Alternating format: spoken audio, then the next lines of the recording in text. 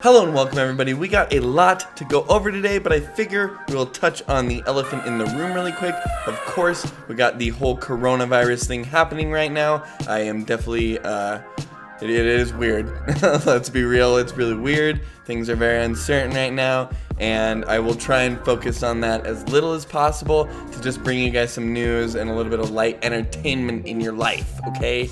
So moving past that, blowing right past the global pandemic outside, how is it going? I am Brandon. We got a lot of news to talk about today, including, but not limited to, Nintendo. Nintendo is issuing copyright strikes to people in dreams, apparently. Or at least one, as we know of right now. I imagine more are to come as we see more of their character likenesses used inside of things like dreams. But we will get into all that news and more on another episode of the shit you care about.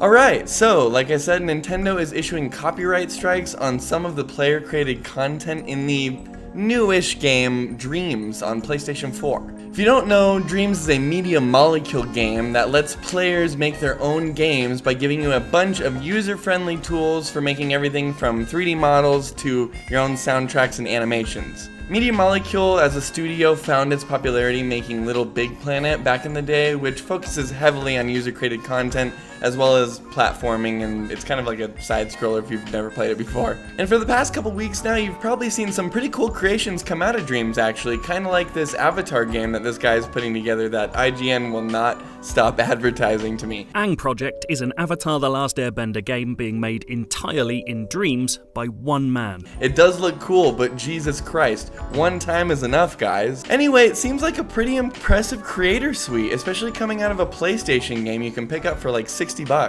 Hell, I pay $20 a month or $720 a year just so I can use the Adobe Creative Suite, which has a lot of the same features you can get out of Dreams. Now, this story we're gonna follow today specifically is about the Twitter user @PieceOfCraft. I highly recommend you go give him some love over on Twitter. It seems like he might need it right now. He was the one that was issued the copyright strike from Nintendo for his rigged Mario model that he made. It's a rigged animation 3D Mario model, so it has the jumps and all the features inside of it already, and it's a pretty good looking model, I gotta say.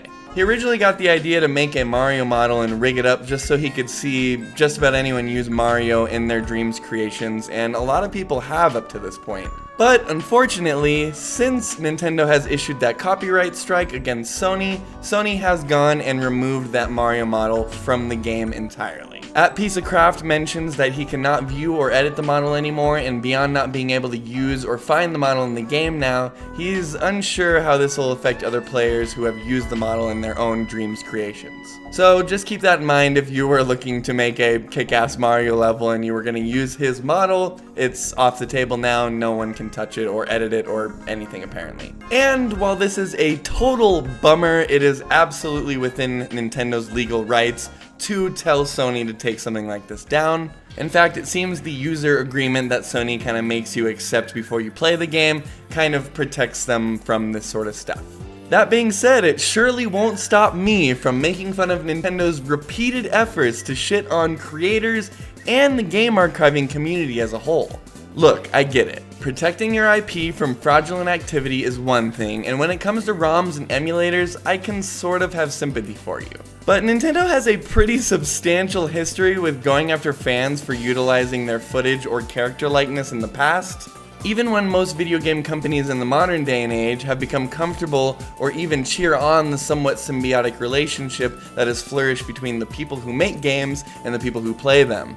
Anyone who is making gaming YouTube videos in the past couple years remembers the Nintendo Creator Program and how needlessly complicated it was. The program was supposed to allow creators to sign up so that they could post content featuring Nintendo's games in exchange for the ad revenue generated by the video to go straight into Nintendo's pocket, giving the creator a small cut of the earnings.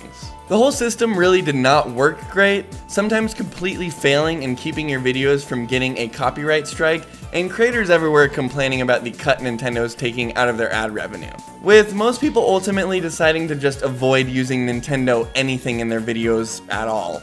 And once again, I can understand that Nintendo's just trying to protect their IP from misuse, and of course it gets way more complicated as soon as you add money into the mix. But the industry has moved on, and constant backlash from players and the gaming industry at large has ultimately made them discontinue the program back in December 2018. Now allowing anyone to use Nintendo game footage or music in their content, somewhat freely of course, with the presumption of course that they can rip that away from you at any point they please, kinda like the situation we happen to find ourselves in now.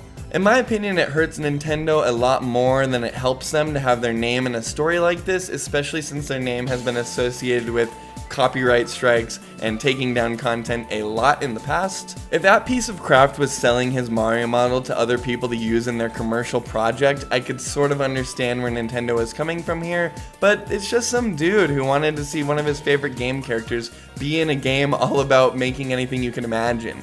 Frankly, if it wasn't him, it would have been someone else. It's just a matter of time.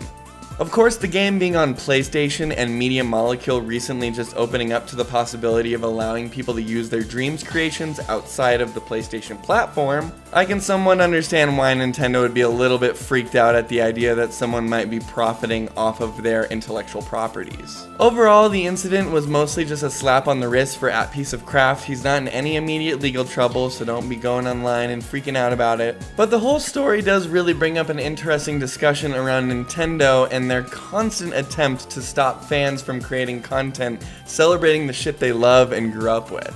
As for video game archiving like ROMs and emulators, there is a lot to tackle there, and I really do think that it would kind of make for a great video on its own. So if that seems like something that would interest you, definitely let me know in the comments down below that you'd like to see that.